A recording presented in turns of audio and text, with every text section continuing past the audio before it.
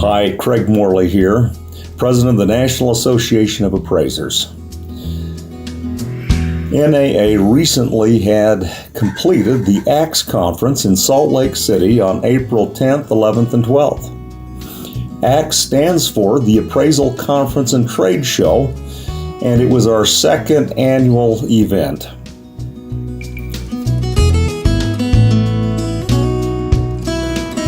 If you didn't make it to the conference this year, we sincerely hope that you can put it on your calendar and schedule attend next year. It's going to be in the Gulf Coast area, and we trust that it will be equally successful as the event in Salt Lake City. We had Fannie Mae and Freddie Mac presenting at the conference, and they explained some things that I didn't know and thought I would share with you. First of all, the third-party inspection is a reality that appraisers and lenders and borrowers are going to have to deal with. Apparently, the inspection will be arranged at the beginning of the loan process, at which point Fannie Mae will then make a decision as to whether or not the property will qualify for an appraisal waiver or if an appraisal will be required.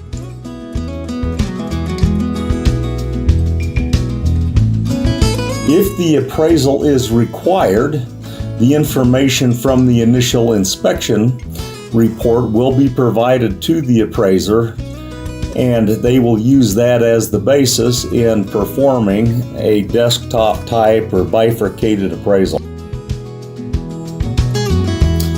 Craig Capella and Peter Christensen, attorneys that deal in appraisal-related litigation, provided suggestions on how to minimize appraiser risk in litigation. A couple of the major takeaways was, first, an appraisal review is a review of the appraisal report, not the appraiser. Comments critical of the appraiser who performed the report are not professional and should not be included in an appraisal review. Unsupported statements within the appraisal review require further analysis under Standard 1 and must be summarized under Standard 2.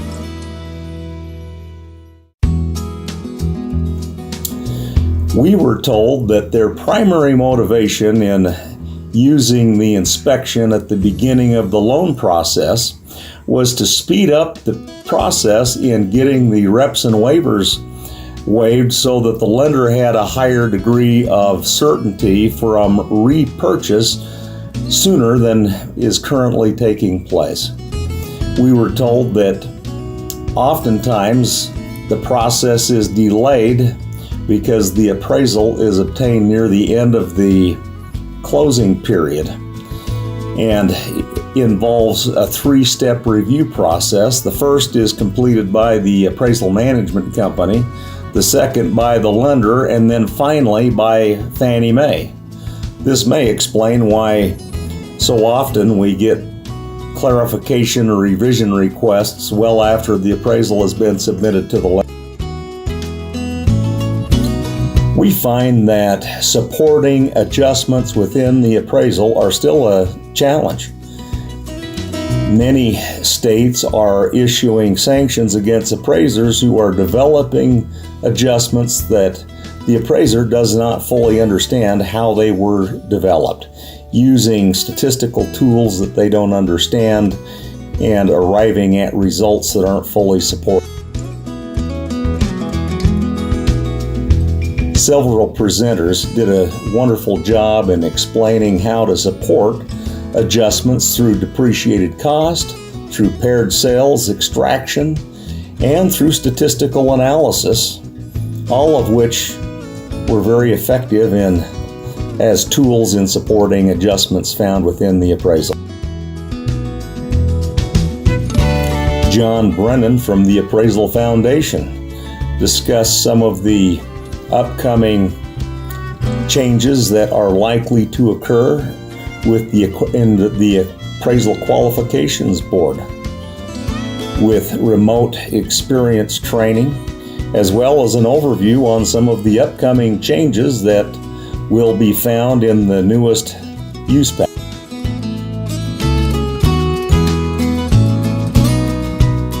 My final takeaway was that there is no tech tool, computer program that can replace the competent, well-trained professional appraiser who knows how to use technology.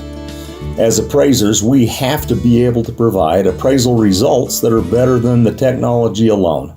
I'm convinced that as we engage and involve ourselves with upping our skill set, that we will always remain relevant in providing quality valuation services as professionals.